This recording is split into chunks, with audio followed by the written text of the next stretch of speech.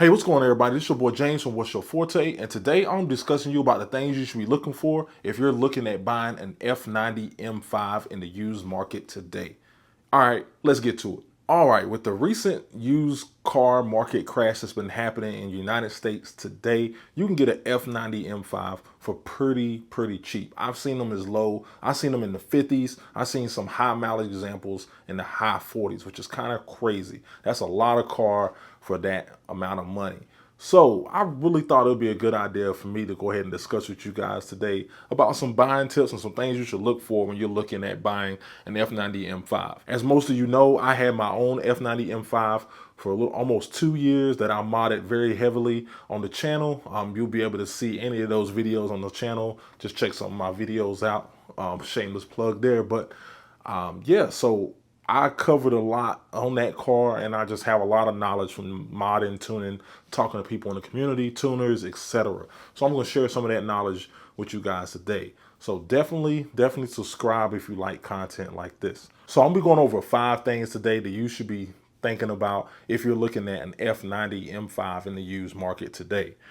So the 5 things I'm going to be talking about today are leaking coolant tanks, low pressure fuel pump failure, the year differences between 18, 19, 20, 20, and then 21 and up, the tuning limits on a stock block, and then also just options that you should look for, or different options that the car came with that you should look for, and how to identify those when you're looking at a used M5.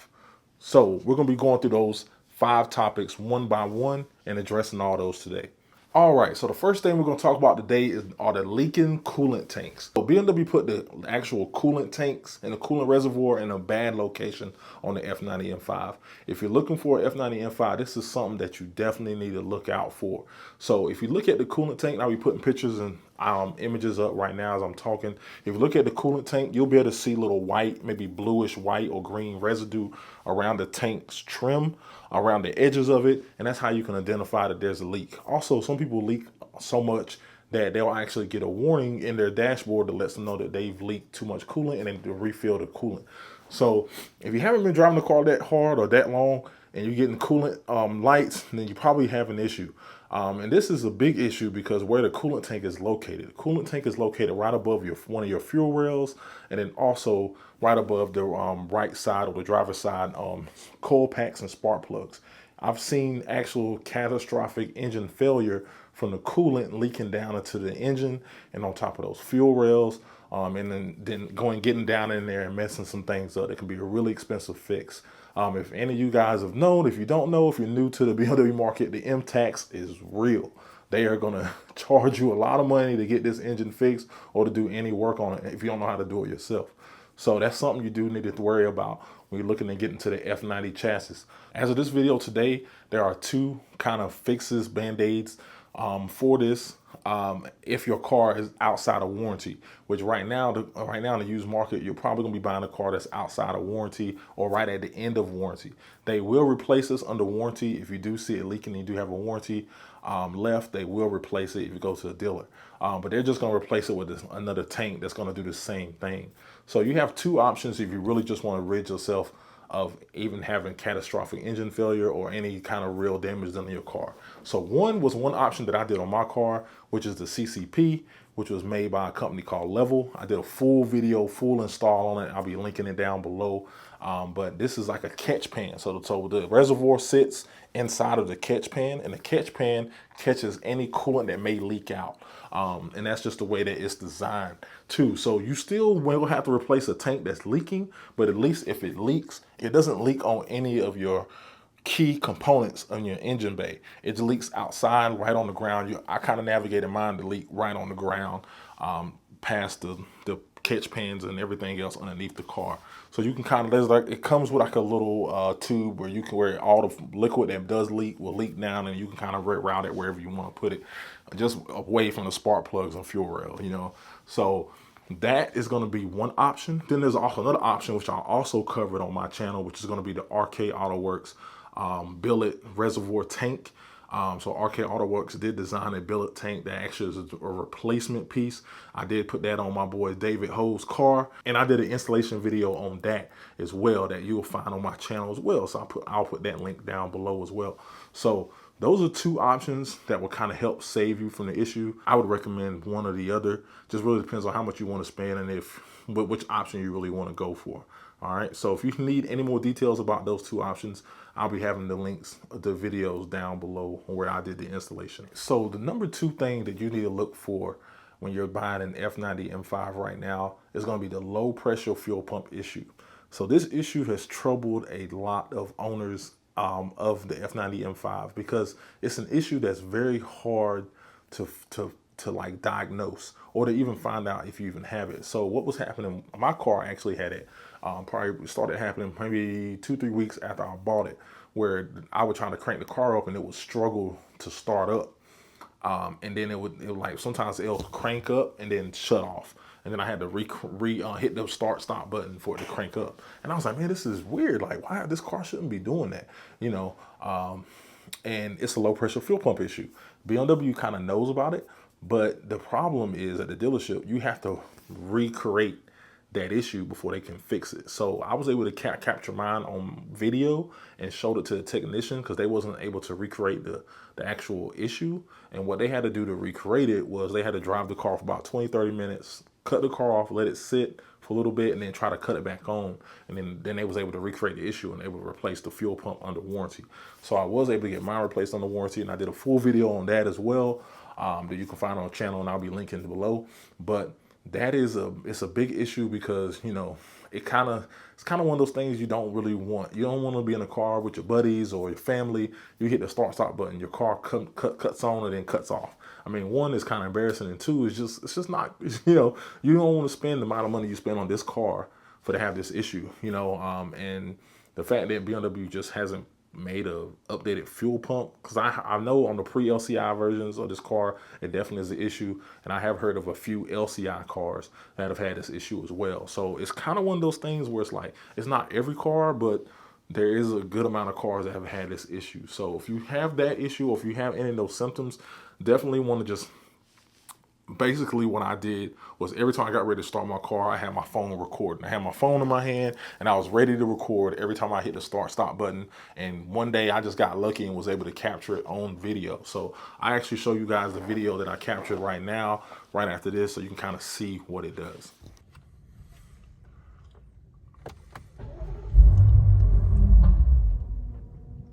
All right, so you guys just saw that video, and that's kind of what it's going to look like and kind of what it's going to do. So if you are having those symptoms, try to record your issue and then show it to your technicians if you do have a warranty. If you don't have a warranty, you can probably just upgrade a fuel pump yourself or buy another stock fuel pump, install that. I do think Spool has fuel pumps for our cars right now, aftermarket, or another aftermarket solution. So that will be able to take care of that issue for you.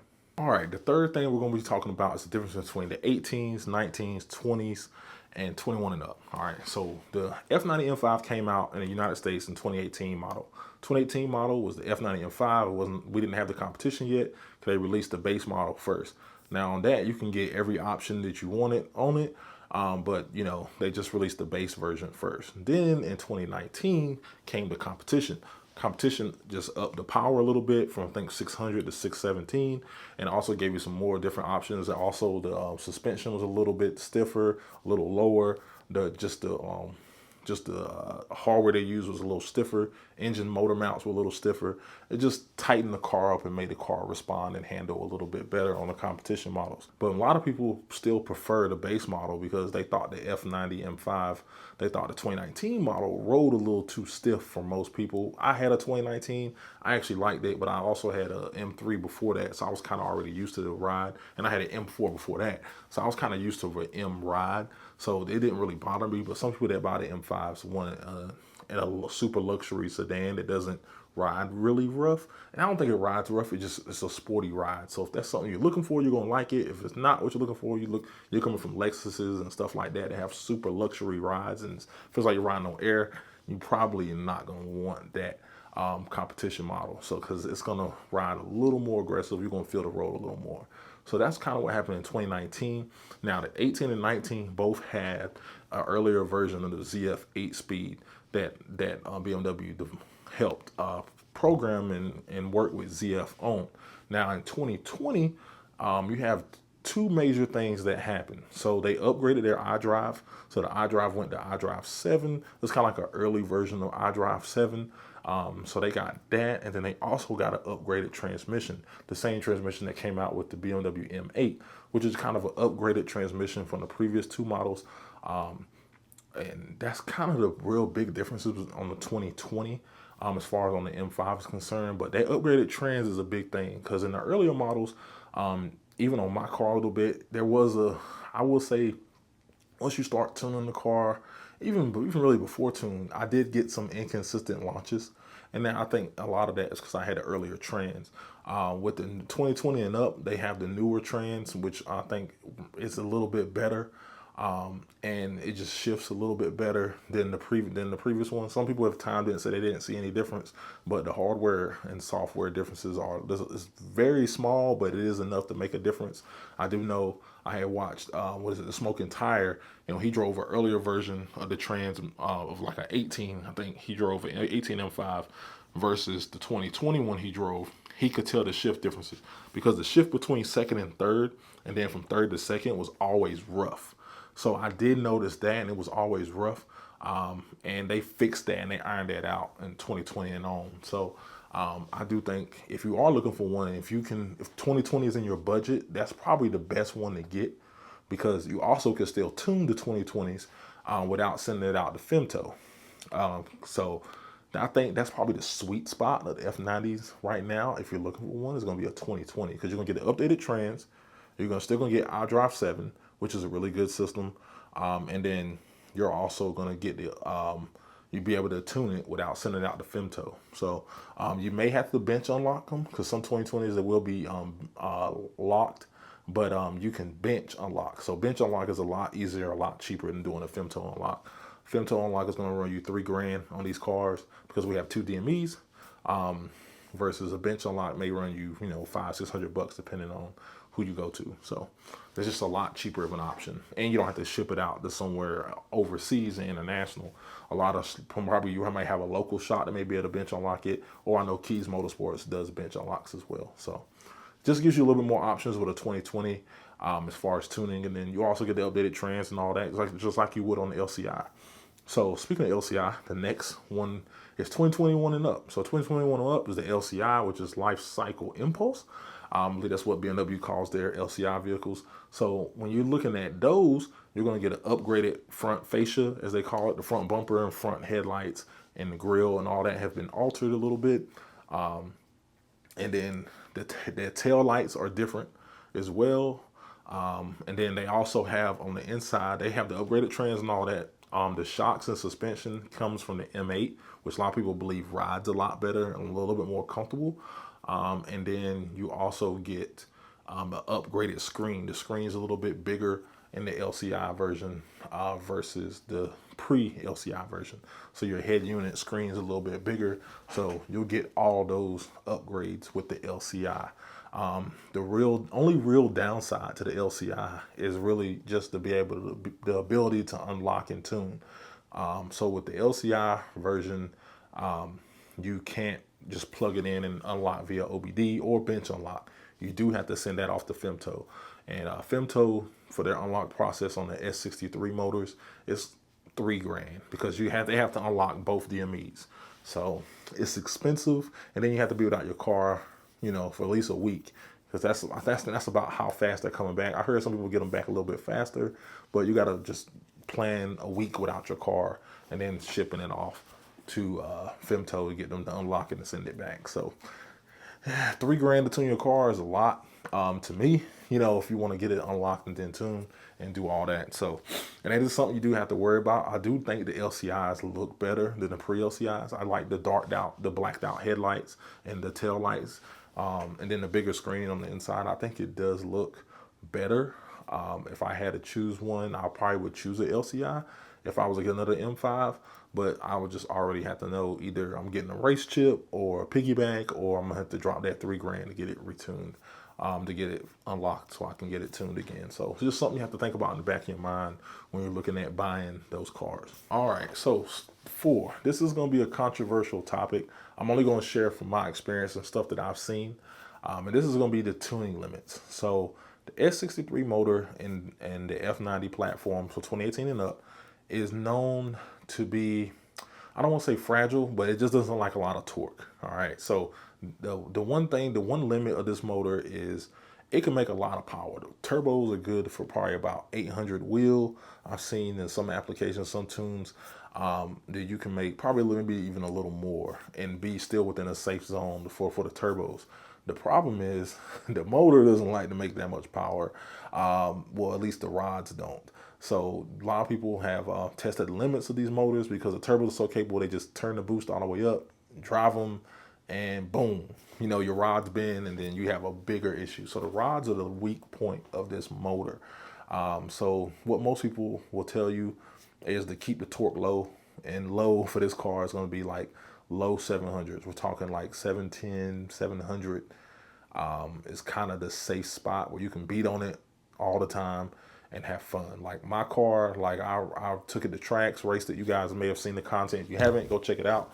You know, I took it to drag strips. I drove it all around, up and down the East Coast of North Carolina to events, car shows, beat on it all the time and didn't have an issue. You know, my car never gave me an issue. The only time I wasn't running right because I didn't put enough E in the car when I was running my E-tune.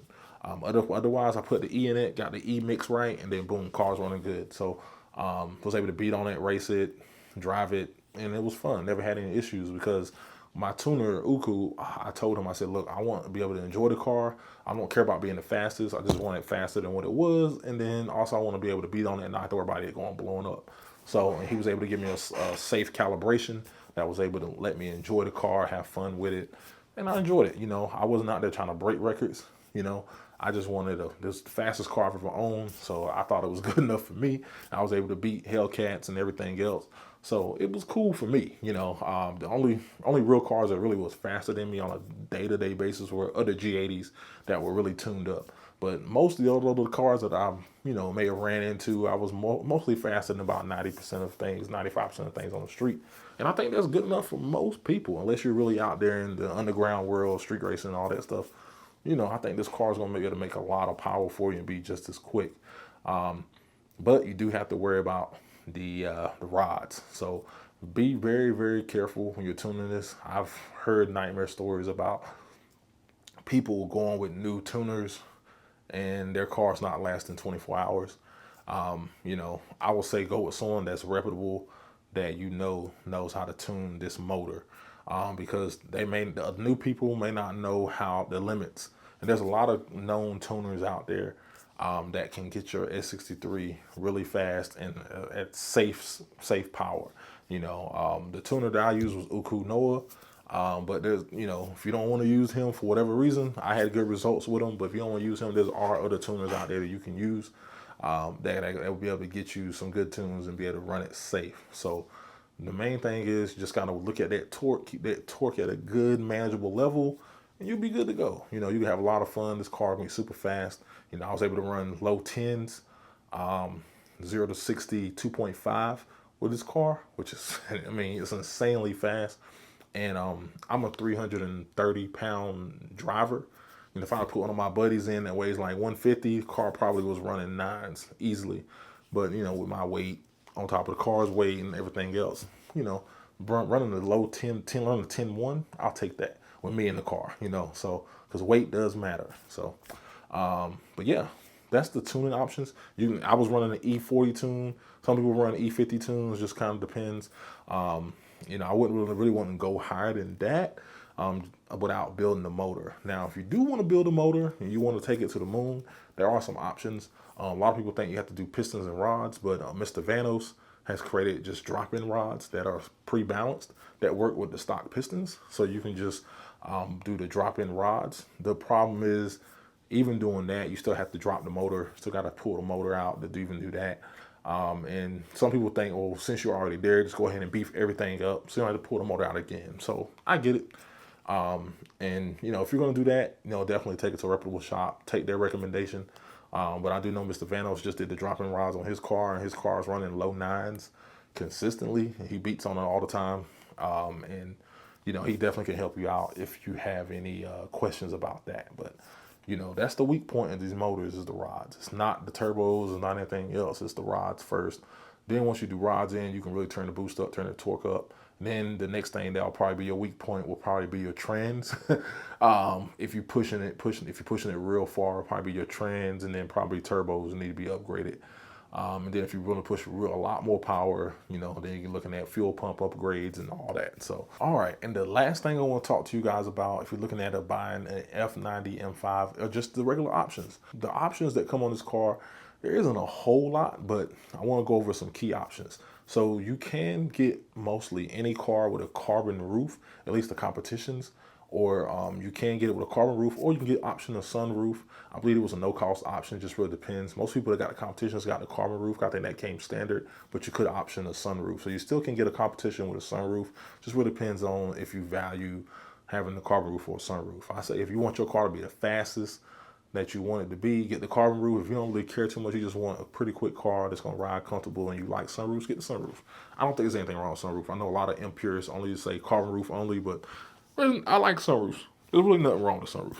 Another option is gonna be the sound system. So you're either gonna get the Harman Kardon sound system, which I did a sound profile video for you guys that may want to mess with your settings, the EQ settings. A lot of people seem to like it. Shameless plug. I'll be linking that down below. But you either gonna get the Harman Kardon system or you're gonna get the Bowers and Wilkins sound system. So the Bowers and Wilkins sound system actually comes with like LED lights in the actual like speaker grills, so it looks really, really nice at night. So if I had an option of the F90 M5, I would definitely get one with that sound system just so I can get that. One, I heard it sounds really good, and then two, it looks really good at night with all the ambient lighting. So I would probably option or go for that sound system, or if you can find it. If you don't really care about sound system, then just get the car that has the specs you want. You also can have cars with carbon ceramic brakes. So my car actually had carbon ceramic brakes on my car. Carbon ceramic brakes are stated to last the life of the vehicle. It's just all about how you drive and treat the actual brakes. If you're gonna be tracking the car, beating it up like that, just go for the steel brakes. Steel brakes can come, I think, blue, black, and red colors. Whereas the carbon ceramics, all BMW carbon ceramics have like a gold coating over the caliper. So that's how you can indicate whether you have the carbon ceramics or the actual regular steel brakes. My carbon ceramics didn't dust a whole lot at all, which was great. They did squeal, which is something that it was a little irritating. You're driving, a very nice, expensive car, and you got squealy brakes, but it just kind of comes with the territory. You kind of have to get some heat in them so they can stop squealing. Otherwise, they're going to squeal. So it's just something you really have to deal with. But otherwise, as far as brake dust and everything like that, you really don't have to deal with that too much on the carbon ceramics. If you do get the steel rotors, I have heard the iSweet pads are really good to help reduce dust as well. As far as the other options are concerned, there's not really a whole lot of like must-have options. If you want like the driver assistance, like with the active cruise control and all that, you can be able to tell by that if it has like in the lower part of the grill, it has like a little blank box down there that you'll be able to see if it has like the driver assistance plus. But that's all personal preference. Some people like that stuff, some people don't. The executive package, kind of gives you majority of the stuff that you're gonna really need. The only other option I can probably say is the wheels. So they have a couple different wheels options for the F90 M5. The best ones are the ones that I'm putting on the screen right now. These are the best wheels you can buy for the F90 M5. These ones are forged wheels. They're BMW wheels, and they're the lightest ones you can get for this platform. The other wheels, like these wheels right here that I had on my F90 M5, these wheels were the ones you'll see on majority of them, and they're not even forged wheels, and they're heavy. They're really, really heavy wheels. So I would say, if it was me and I was behind another M5 right now, I would look for ones with these bi-color spoke wheels, and I would look for ones where it had that wheel pattern and for those wheels if I was to buy another one today. Just go ahead and get the best wheel, the best stock wheel you can get. And then whenever you want to upgrade wheels, you know, you can, but you'll still have a nice, good set of stock wheels as well. And they actually resale value of those wheels, if you do want to sell them, are really, really good. Because a lot of people the F90 M5s look for those wheels because, like I said, a lot of them didn't get optioned with those. And I don't know why they didn't option them with them. I don't know why they sell an M5 without fully forged wheels. Who knows? They'll be cutting costs, but yeah. So these are the wheels to get. I would definitely get those wheels. Other than that, I don't think there's any other options that are like must-haves for me. At least for me, or things that you should look at. I do prefer like the different colors of interiors you can get. You can get a Tarfuto. I had the argon brown. They have lots of different colors of interiors that you can look at. So you just kind of pick out the ones for you. Some people just like going with the black or the Silverstone. I like the browns. The argon brown kind of reminded me of my Kayami orange that I had in my G80 M3. So I really like the argon brown interior. But like I said, that's really going to be up to you and what kind of interior you want to go with. All right, so that is going to be today's video. I hope these tips will help you out in your purchase of your F90 M5. Or if you've been looking at getting an F90 M5, I hope this video was able to help you in some of those selections. So if you have any questions, please feel free to put them down in the comments below or hit me up on Instagram. I'm a little bit more responsive on Instagram than sometimes I am to some of these videos because sometimes I don't get notifications every time you guys comment. So if you did like this video, please leave me a like, leave me a thumbs up. And if you have any questions, just let me know. So that's all I have for you guys today, and I'll holler at you later. Peace.